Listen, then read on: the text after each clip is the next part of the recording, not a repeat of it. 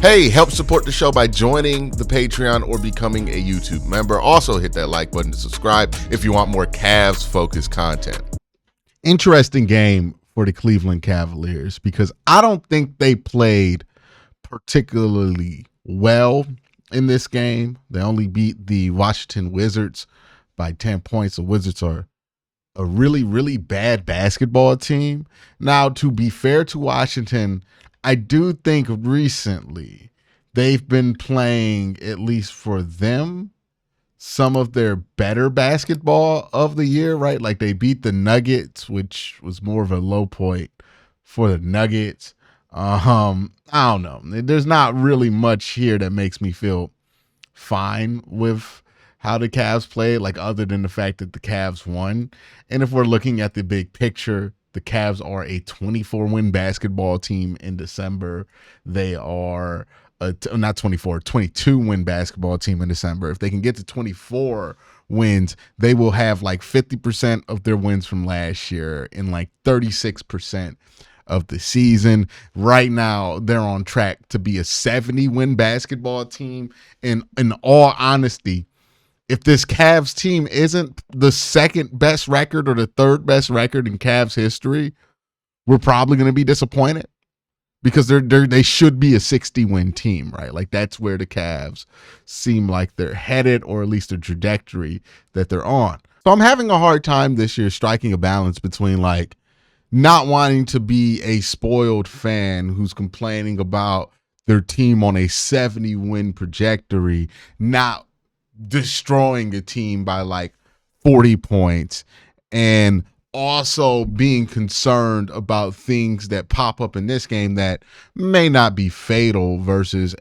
most teams in the East, but could be fatal versus, some of the more elite teams in the NBA. Like, where are the Cavs' expectations? Where are our expectations for this team? It's a tough thing to balance because, like, if a team wins 60 plus games or 70 games, usually you're expecting that team to be a legitimate championship contender. And, like, there's some hope here that the Cavs could be that. But the Cavs are such a young and unproven team that it's difficult to throw them in that box because usually that box is reserved for teams that have gotten that level of playoff success. So it leaves you in this weird spot where you're still trying to gauge where the Cavs are as contenders, but also trying to appreciate what they're doing in the regular season, right? It's a different grind from when LeBron was here, because like when LeBron was here, you had no question about if you were a championship contender. So whether you won 50 games, 48 games,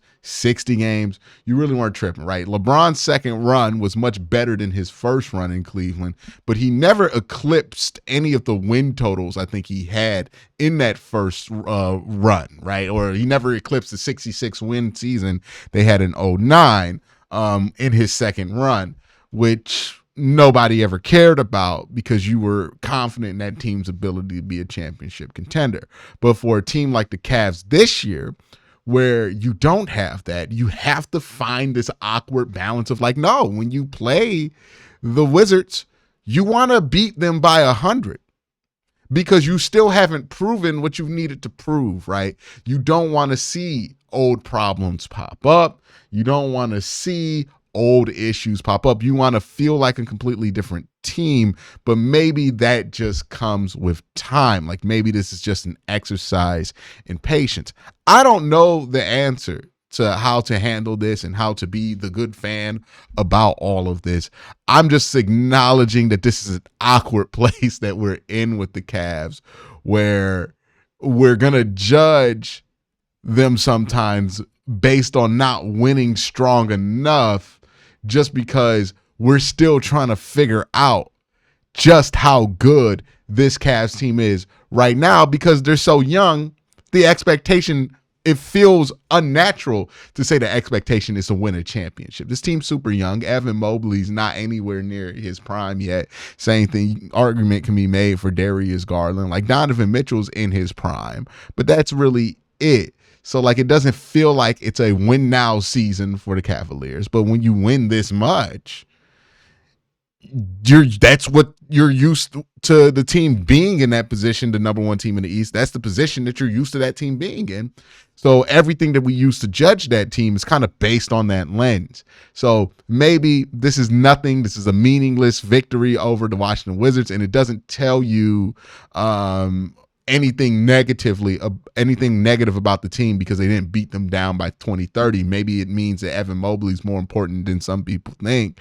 But other than that, really doesn't illuminate much. Or maybe it doesn't even illuminate that. Maybe they just had an off night, right? And that's why they didn't beat the Wizards by a ton. But there are some things that popped up in this game that I do want to talk about. Paranoid. Part of me wonders if this is like a real problem popping up, because last year and the year before, the Cavs will have these issues where these random wings, these two guards or combo wing forward guys would like have these random great nights against you from the 3-point line. And to be fair, the Cavs aren't like an amazing 3-point defending team this year, right? They give up about 37% from the line, which is in the bottom half of the league.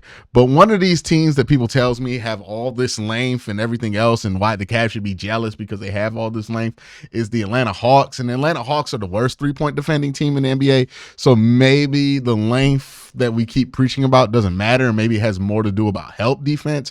I tend to think the Cavs 3-point issues this year have more to do about help defense, being over aggressive, and just straight up not getting defensive rebounds at time, because the Cavs, let me not put that on them, right? The Cavs are positive in all of their statistical differentials this year, except for two. I believe rebounding is one where they're not in the positive for, and I also think that they're not in the positive when it comes to free throw shooting. Also turnovers. They're minus 2.2 in turnovers as well. And you can see that today. The turnovers kind of led to a lot of fast break points for the Wizards, and that's kind of how the Wizards got back into this game at a certain point. Also, the Cavs have had this happen a couple of times where they get the rest because they got so little rest to start the year. They finally get a little bit of rest, and that first game back is a little shaky after they get the rest, because I remember that's when those Atlanta games popped up where they finally got a little bit of rest in between games, right? This one was probably the longest break that they had, so they did look a little rusty coming out the break. All in all, I mean, you won the game by 10 points. I'm not going to freak out here, but I just did not love how they played in this one, right? He gave up 27 points to a young player in this game. I don't know, man. I don't know. This win did not feel great. If you're looking at what the Cavs had going on the team, kind of what the box score stuff says, got a pretty average night from Donovan Mitchell, 34 minutes, 7 of 18 from the field, 20 points and 6 rebounds. With Darius Garland, I thought he had a pretty good night, 6 of 17. He's still not shooting super efficiently from the field.